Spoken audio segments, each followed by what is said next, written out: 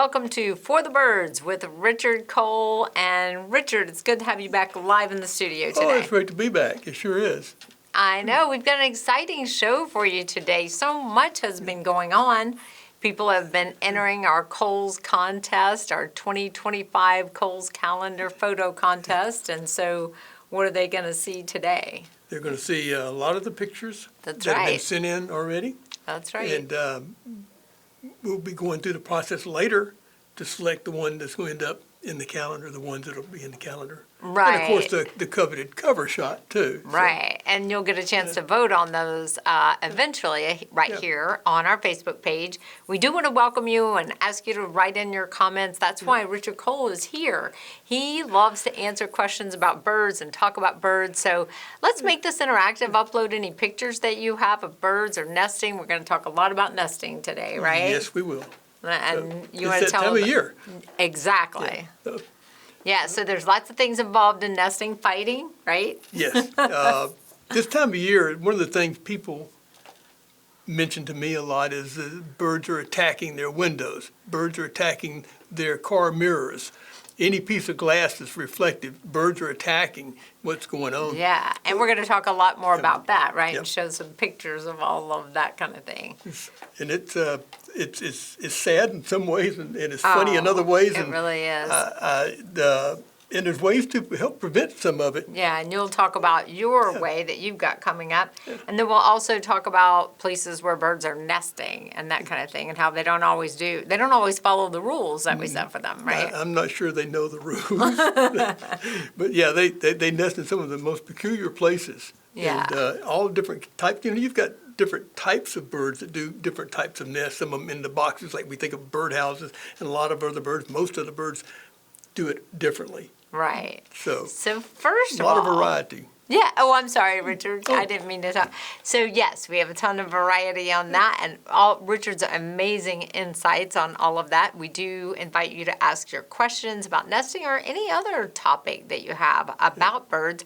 But first, we want to show you, and feel free to make comments about these. We really deliberately didn't want to show the names of the people who shot different things. We want this to be a contest about the pictures and, less about that. But if you guys want to make comments and say like, hey, that's my picture of a cardinal, feel free. And please, I love all the interaction, don't you? How people congratulate each other and say like, I like that shot, that kind of thing. So let's go ahead and show you the entries we put together. Just a video that shows you some of the different entries we had. What a variety, right? A lot of variety. That's a common scene we see around the summertime. It is. And of course, we're very appreciative of all the entries that are sent in, all different types, all different skill levels, and all of them are good. Yes, they are. And you know what I love? And this is one of the reasons that we did this when I was going through and making this video. I just love how they really depict the seasons so beautifully. You can't ask for a better way to depict the seasons. I know. that may be the first entry of chickens we've ever had. Yes, and they're birds. Yeah. Let us know where you're watching. Lee, let's see. Lee Moss is watching from Kennesaw. Thanks, Lee. And I believe that Lee does have some entries here. But don't you love, like you see the snow and the birds in the snow, and then you see the birds in the summer and spring. And that's a good reminder to tell everybody that, hey, take pictures of all seasons. Right. And get them ready for next year's entries. And because we need, since they go for a calendar, we certainly need pictures for all seasons. Absolutely. And also, we're going to talk a lot today about nesting. So if you have weird places around your house where the birds are nesting, we'd love to see that. Do you like to take pictures of the eggs in the nest, Richard? Yes, I do. And it's I don't know, it just looks right. You see the eggs down in the nest, it's like, oh yeah, that's what's supposed to be there. And it's just beautiful. And the different colors of eggs and the different types of birds and the different types of nest. Yeah, it's all very fascinating to me. I've been looking at things like that for a long time, and it never gets old. I know. I always love. We have bluebird houses. It's great to see them picking out the houses and nesting. Look at this one, just stopped midair. And I noticed that we had a lot of woodpeckers this time. Yeah. It's always nice to see a variety of birds as well. Bluebirds, goldfinches, cardinals, we see a ton of those. Yeah. Those are just some of the naturally, vibrant birds that people love to see. So Harrison Levy said, I entered. It's my first time ever entering my photography into a contest. Oh, that's great. We're so glad that you did, Harrison. And good luck to you. Absolutely. Yes.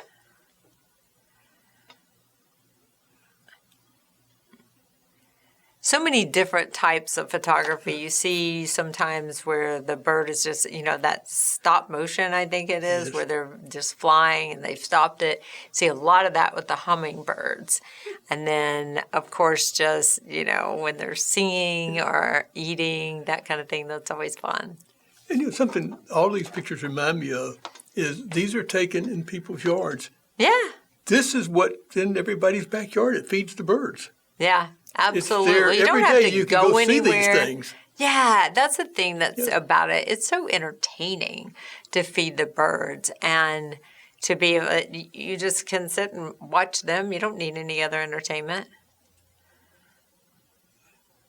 I could sit here and watch these pictures all day. I could too. I made this video and I'll tell you, I just couldn't, I just kept watching it. And I was a little rushed because we just closed everything on June 1st. So we had a chance to go back through and, today I put them all together, but I just kept watching it. I just absolutely love it.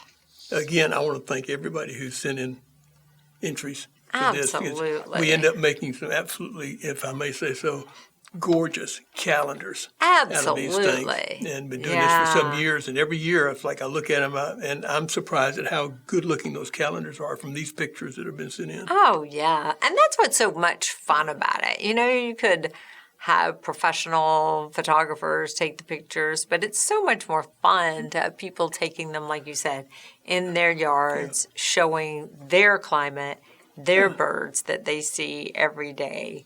And just the beauty, like you said, the beauty that surrounds you every single day. If we just stop and look. Yeah, and this particular time of the year is a great one to stop and look. Like you mentioned, that you love to just, go outside, look in the nesting boxes, that kind of thing. I was going to mention this later in the podcast, but, we all spend a lot of time providing for the birds, as but that's great. And we put out feed for them. We do nesting boxes for them. We tend to this, that, and the other. And sometimes we forget to just stop and watch them. Oh, yeah. Just stop and look. We're doing all this for them, and they're giving us something. They're giving us this beauty that's in our yard, this live stuff moving around, and their little life stories and all this going on. And we don't stop. And I'm guilty of this. I don't stop enough and just sit down for 5-10 minutes on the back porch and look. Well, I'll say this for you, Richard. You're probably out there tending to them so much and putting new food down and making sure your water sources. For anybody, I will tell you, I've been to Richard's house. The entire backyard is for the birds. It is absolutely gorgeous. There are feeders everywhere and so much beautiful running water, the kind where they can hear it, they can take a little shower in and they can keep clean. But Richard's yard is definitely dedicated to the birds. And so I'm more the lazy birder, that I do go outside at the end of my day and just sit down and watch them, but I could do more for them. I could clean nesting boxes more often. But again, we want you to tell us where you're watching from, if you entered our contest, and if you have any pictures of birds that you want to upload in the comments, we'd love to see those as well. Not as part of the contest, but just to see. And we do need to let you know, when do you think it'll be? Maybe sometime in July when we announce those semifinals, Richard, are you thinking that? Yeah, if we're lucky. Yeah. Hopefully it won't be too much later than that. Yeah. Sometimes we have to take our time. It's a very tough decision for us. And we go back and sit it aside for a while, come back and look. Because sometimes it's just so hard to judge between some of these pictures. Which is this one better than that one? These aren't coming into focus. I hate that. This must be the last part of the video. And Oh, They're that one's in not, maybe focus. they don't There we stay go. on there long enough to come into full focus. But yeah, so once we do name those semifinalists, and you just need more months, right, in the calendar because there's so many beautiful pictures. But once we get those narrowed from, I don't know, maybe 30, 50 semifinalists, then we'll put all those out on Facebook. We'll announce all of that. We'll give you the chance to vote for your favorites. We'll name the winners, and then, send out the prizes, and then we'll show you later in the year the actual calendar and which ones made it into the calendar. So, Lydia, I'm so glad you're watching from South Carolina, and Renee is watching from Akron, so thank you. And I know both of them entered our contest, and we're so glad. Oh, wow. Okay. This makes me want to go out and take some pictures. It's actually been a while since I've just gone out there and just taken some pictures. Yeah.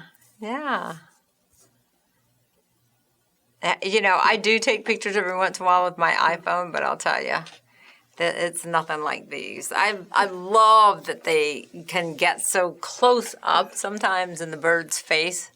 And it's so important to offer them water and have lots of water around your house, Yes. especially during the summer. If we forget to talk about that, definitely know how important it is to have that running water around your house, that fresh water. We're also going to talk a little bit about hummers today, since we're seeing a hummer there. I wanted to mention that because from what I understand, sometimes people are not feeding hummers the right type of food. Maybe not. And Coles has solved that. So we only have about one more minute to watch these. But you guys who are watching and have already commented, just let us know what do you think about all these pictures? What are your thoughts as you see the many pictures entered in the contest? Well, I'm certainly enjoying the show. Give me a chance to sit down and watch all these pictures. Exactly. I have not seen them yet. Yeah. So this is your I'm first glued to time the screen. seeing. Yeah. I've had a chance to see a few of them as they came in, but not really to sit down and take a nice long look. And it is nice to do so. Like I mentioned earlier, lots of woodpeckers, right? Yeah. This year's judging is going to be tough. Mm-hmm. It always is, but it's going to be tough. All right, we're almost to the end. There we go. So we hope you enjoyed that show. And now we want to talk a little bit about, Lee. Lee tells us gorgeous entries. Yes, absolutely. Such great stories that you can tell just in a snapshot, right? Yeah. A couple, birds that are either feeding or look like they're at odds. So many beautiful stories there. Yeah. So we're going to talk about the nesting season and the things that go along with it, other than putting out your nest boxes in time, cleaning them out, et cetera, the fighting. Nesting season is there. These guys are competitive. The males especially, their job for the most part is to drive off competitors for their nesting area, and they claim a territory and try to defend it from all the other birds. And one thing that noticeable as we get into nesting season, which now is in full swing, is that all of a sudden you don't see as many birds at your feeders. And early on in my working with the birds, I would put out birdseed to test. And then all of a sudden it's like, well, they don't like any of the stuff I'm putting out. And I didn't know anything, so except for how to make up birdseed. And then I realized that it's not the birdseed. I had the best birdseed in testing it, and all of a sudden it just quit eating. Well, there weren't very many birds in my backyard. They'd all been run off by their competitors. So maybe I gotcha. one blue jay has then chased all the others out of the way. One bluebird, the male, has then chased all the other bluebirds away. So they'd sneak in occasionally, but my bird population coming to the feeders was drastically reduced for a couple of months. Yeah. And then slowly, once the young are out and they are not quite as territorial and they're moving around more, then it starts building back up, and there's a lot more birds for a while. Yeah. So it happened, but it really threw me a little loop there when I first learned about this and noticed it. and say, oh, it's not the bird seed. It's just there's just not as many birds around. So you'll experience that also. Even if you have colds in your feeders, which all the birds love, you'll see a drop off this time of year, and it's okay. They'll come back. Right. But that does result in like they're more hitting reflections. Is that right? Yes. More hit in Part the of mirror? that whole process of raising young is for the male to defend that territory. Oh, nice picture. that almost looks like a roadkill or something. This little bird's fighting the mirror, trying to drive that other bird out of the territory. They don't do it, but they keep fighting. And I have the same problems. I hear so many people with it. They're attacking the mirrors on cars because they can sit right there and go at it. They don't know that it's not a real bird. They just know there's another one of their species in their territory. So I have a window on the back deck going out. It's a full door window. And I know this time of year, as soon as the bluebirds start claiming their nest in the backyard, I hear early in the morning, as the bird flying against the window, running up, flapping, pecking on the window, trying to chase that other bluebird out of its territory. And I don't know why it thinks it's its territory in a glass on my back porch, but they don't know. Right. So I finally realized that the only way to stop it, and this is a great thing you can do, just cover the window up. Yeah. If you can. In this particular window, I don't need to see out of it for a while, so I just cut a big piece of cardboard. That's a great idea. And I keep this is the third or fourth year now of using this piece of cardboard. I just store it and say, it's time to bring it out, and I just tape it up across the window in the back. Yeah. It solves the problem. And be sure when you put something, a covering over a window, during this season, when they start messing with it, just make sure it's on the outside of the glass if it's a window. If you put it on the inside, it just makes it worse because it makes the outside reflection more mirror-like. Oh, and they'll see their image even better. So put whatever you want to use to block the window on the outside so it totally stops any reflection because that's what they're fighting. Yeah. On your car mirrors, you can get a baggie or something. And as soon as it starts this, because I know they mess on the side of the cars and everything, just get a dark plastic baggie and put it over there. You can take it right off when you're ready to drive. It's just such a great idea. Just hang it on there. It's really easy. Ideas. And that'll stop them from doing that and makes it a little easier to get along with them. That's such a great idea. Yeah. So let's talk about, you have listed here some of the songbirds that have multiple nestings in a season. So, a great example, common example, the bluebirds. They do a lot of nesting, don't they? They'll go for 3 times a year, and sometimes they'll make 4 in the right place at the right season. If we get an early enough start, they can turn 4 broods in a year. So typically it's 2 to 3. Yeah. And hopefully they're all successful. And that leads to another thing. And the other birds, by the way, some of them just do 2, but there's a lot of birds who do 2 to 3 nesting. Some only do 1, but a lot of our birds will do 2 or 3. Yeah. So, and not all of them, just think about it, not all of them are in your birdhouses. Some of them are out there in the limbs and other places. Right. Almost a lot of other places. I think the absolute champion of strange nesting places is probably the wren population. There's several types of wrens. Yeah. And they're cranny, what I call nook and cranny nesters. Yeah. They'll go into a birdhouse maybe sometimes, but they're really good at sneaking into sheds and garages. And I think we do have some pictures showing birds just in their odd little nesting places that they pick. And there's some looks like the end of a pipe that's been cut off. Maybe it's some old railing or something. Yeah. They're probably in there. And anything. Leave a bucket outside. Planters, hanging plants are favorite places. These guys will go in there, work their way in and put something like a nest inside of it. Isn't that funny? They probably, that could have been somebody put a wreath, and then just let it die in that. And then they just turned it right. They said, somebody's got a bird nest waiting for me. They didn't have to do much more to it. A lot of places on sides of houses and everything, that looks like I don't know what that is. A zipper bag? Yeah, it looks like it. Yeah. Somebody's bag that they've just left outside, maybe. And that works. Yeah. Oh, my gosh. That is not a good place. Please don't do that. Oh, well, that car needs to sit there for quite a while. Yeah. Till they get through with their nesting season. So if anybody has any pictures of really strange little nesting places around your house, we'd love to see those pictures in the comments. Go ahead, Richard. Sorry. I love this. Yeah, I have a grocery bag, one of the canvas little bags. I just staple it up on the side of my back porch, Really? skewed to the side so the hole is pointing slightly out, and I put an old coat hanger in it. Just wadded it up and threw it in there to hold the bag open a little bit. Yeah? And my wrens use that every year. I think it's been up Wow. there 5 years now. Oh my God! Did you see in the picture just right before they were in a traffic light? I didn't realize what it was at first. But look at this inside a coat. There we go by the traffic Good light. for them. Isn't that something? That is something. And you would think that the They're light would bother them resourceful, or something. right? No. Yeah. No. Or the traffic. Yeah.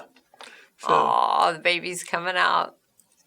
And what are they in here, Richard? Can you tell? pardon? What are they inside here? I can't really tell. Like maybe a hang- bag. It's a hanging bag. So Oh, okay. The two Yeah. straps. Yeah.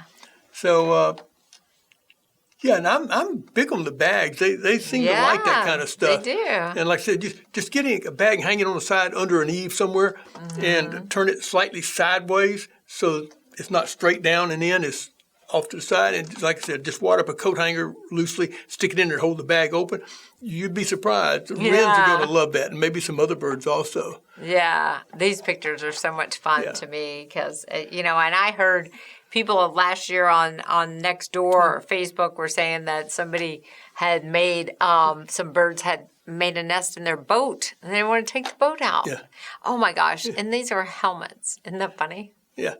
So they find our things and they learn to be really resourceful with it. Oh, that's beautiful, actually. What a nice place to have a home. Absolutely. The scenery's Kind of looks beautiful. like it was put out there for them. I But yeah, thought- so they'll make a home wherever, and then so you want to talk now about how they look at that one, how birds will also use nesting boxes maybe that aren't made for them. I know Yeah. Elaine actually, who runs Cole's Wild Bird now, like she had nesting boxes out that.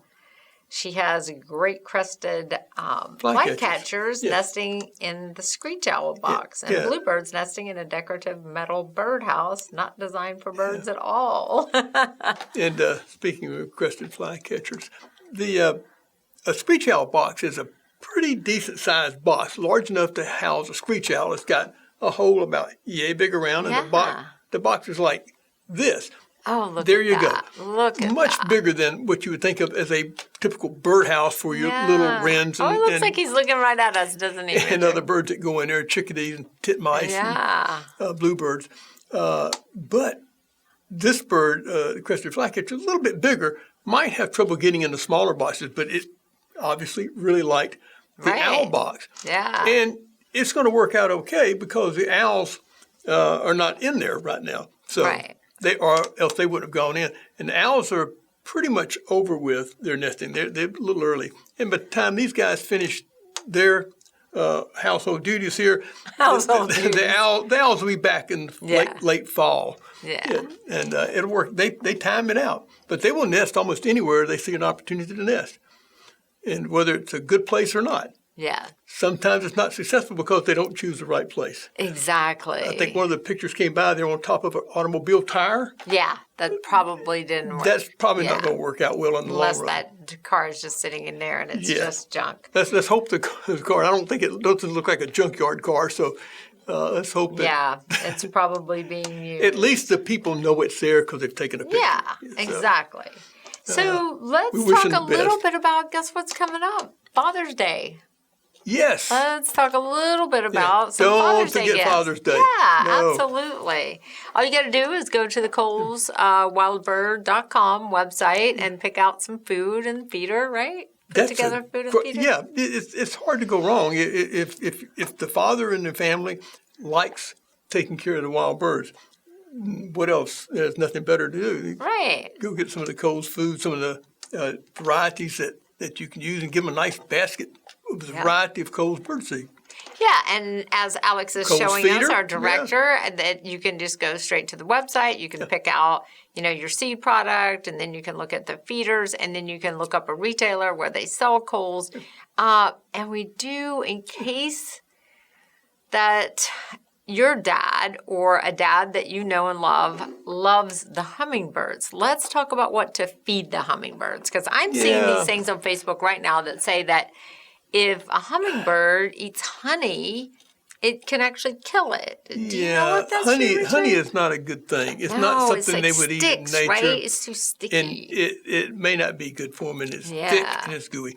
The best thing for hummingbirds is a sugar solution that approximates what they would normally get from the Right. nectar in the wildflowers that they frequent.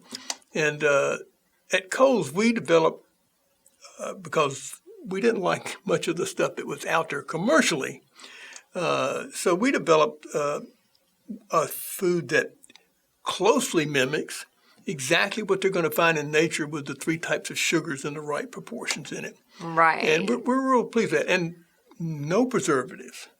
It's just natural, just None like of that red dye. No red dye, don't no do that. preservatives. It's just the sugars blended the way they should be. And I like it. It 3 tastes different good. types of natural sugars. That's what's so important. Yes. And they can have sugar, like as long as, you dissolve just plain table sugar.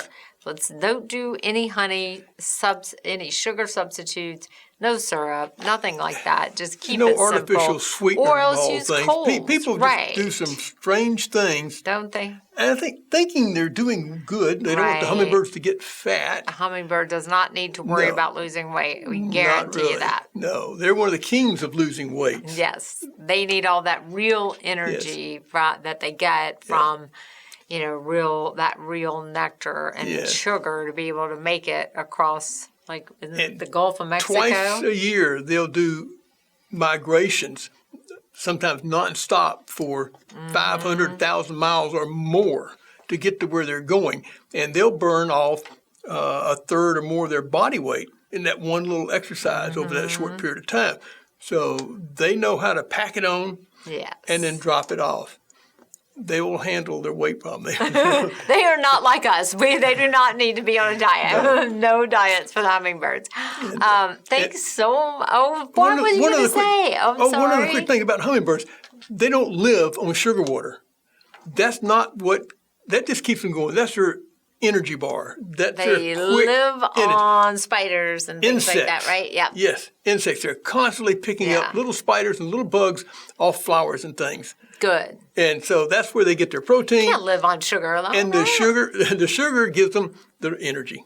Oh, So- you're so fascinating, Richard. Who knew? And Richard can actually get a hummingbird to land on his finger. And you had that post, that video that you did about it, and somebody else posted that she could do that, too. Good. So I love it when you all join in and give each other tips, and it becomes like a great community, because you guys are a great community, really. Everybody's kind and supportive, and we all love birds. Absolutely. So we are going to leave everyone with one more look at all those entries that you guys did. And thanks so much for entering. I get to see them again. Yeah, you Great. do.